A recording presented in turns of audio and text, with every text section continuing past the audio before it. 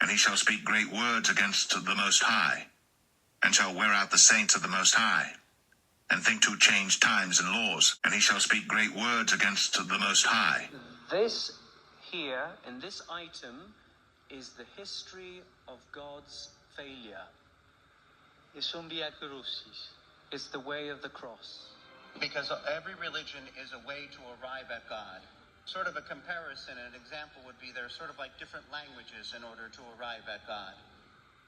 Ma Dio è Dio per tutti. But God is God for all. And shall wear out the saints of the Most High, and think to change times and laws. The Vatican hosted the Longevity Summit. The theme was challenging the passing of time. Genesis 6. And it came to pass, when men began to multiply on the face of the earth, and daughters were born unto them, that the sons of God saw the daughters of men that they were fair, and they took them wives of all which they chose. And the Lord said, My spirit shall not always strive with man, for that he also is flesh, yet his days shall be 120 years. One of the main speakers at this event is this man. Wired.com had an interview with him, and he was speaking about a French woman who died at the age of 122. He says, quote, "Nobody else has lived past 120 since she died." He says the number of people living past 110 does not increase, and this suggests that maybe there's a natural limit to the human lifespan.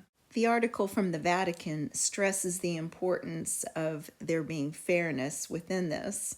It says Archbishop Paglia argued equitable access to scientific discoveries becomes a central issue where biomedical innovations should not be the privilege of the few, but tools to improve the quality of life for everyone, regardless of socioeconomic status.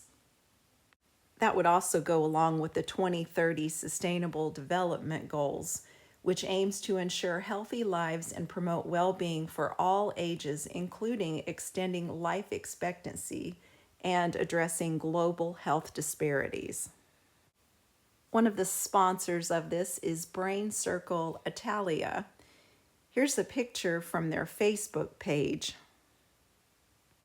The logos are very similar, and those are an Ouroboros. The definition of an Ouroboros is a circular symbol depicting a snake, or less commonly a dragon, swallowing its tail, as an emblem of wholeness or infinity. Infinity means endless, an infinite number. Also posted on their page, all you need is comfortable clothing, a yoga mat, and the willingness to be carried away by the healing frequencies of sound. A sound bath between harmony and longevity. One difference with this Ouroboros is it appears to be putting something in its mouth, and it has a crown above its head. Revelation 3:11, I am coming soon. Hold fast to what you have, so that no one will take your crown. This next clip is with the Nobel Prize-winning scientist who is part of this summit. To try and avoid it. Somebody gave you a pill, gave you or me a pill, which says, 10 years of healthy extra life, we would take it. So I take a vitamin every morning. What if I could take vitamin authentication? What? Vitamin authentication. Look, I have one right here. Well, here, I'll let you hold it. Would you like to hold it? I'll hold it. Okay. So this... You guys see it? This pill has a small chip inside of it with a switch. It also has what amounts to an inside-out potato battery. When you swallow it, the acids in your stomach serve as the electrolyte. That's what we do. And they power it up, and the switch goes on and off. And it creates an 18-bit ECG-like signal in your body, and essentially your entire body becomes your authentication token. Yes, this is true. Vatican News reiterated that Pope Francis has repeatedly insisted the elderly are society's memory and wisdom. Wisdom cries aloud in the street. In the markets she raises her voice. No man might buy or sell, save he that had the mark, or the name of the beast, or the number of his name. Here is wisdom. Wisdom cries aloud in the street. In the markets she raises her voice. At the head of the noisy streets she cries out. At the entrance of the city gates she speaks. How long, O simple ones, will you love being simple? How long will scoffers delight in their scoffing, and fools hate knowledge? If you turn at my reproof, behold, I will pour out my spirit to you. I will make my words known to you. Because I have called and you refuse to listen, have stretched out my hand and no one has heeded, because you have ignored all my counsel and would have none of my reproof, I also will laugh at your calamity. I will mock when terror strikes you. When terror strikes you like a storm, and your calamity comes like a whirlwind, when distress and anguish come upon you. Then they will call upon me, but I will not answer. They will seek me diligently, but will not find me. Because they hated knowledge and did not choose the fear of the Lord, would have none of my counsel and despised all my reproof.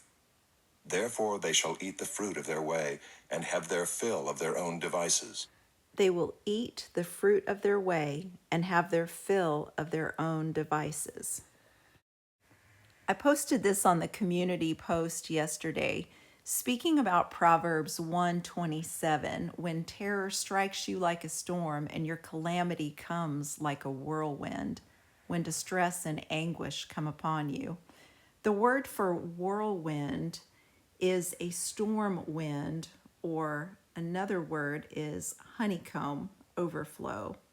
I pointed out in a previous video, we had looked at the woman with honeycomb lips in the book of Proverbs. I'll post that video in the description below. The connection with the honeycomb is it is a similar structure to the nano cages, and that's what we talked about in that video. The sponsor of the Vatican Longevity Summit also posted this on their Facebook page. The big day is here. Zooming in on what appears to be snowflakes from the larger picture, the smaller picture looks like nano cages. Another of the speakers is this man. He moderates and concludes, "From Methuselah to us, what will happen?" The name Methuselah means his death shall send, or man of the javelin, or death of sword. Methuselah was the son of Enoch, the father of Lamech, the grandfather of Noah. Some speculate his name meaning foreshadows the coming judgment of the flood, with his death marking the beginning of it. As it was in the days of Noah, so will it be at the coming of the Son of Man. That's found in Matthew 24. For as in the days before the flood, they were eating and drinking, marrying and giving in marriage, until the day Noah entered the ark. And they did not know until the flood came and swept them all away. So will it be at the coming of the Son of Man. Please make sure your spiritual house is in order. Don't let anyone seize your crown.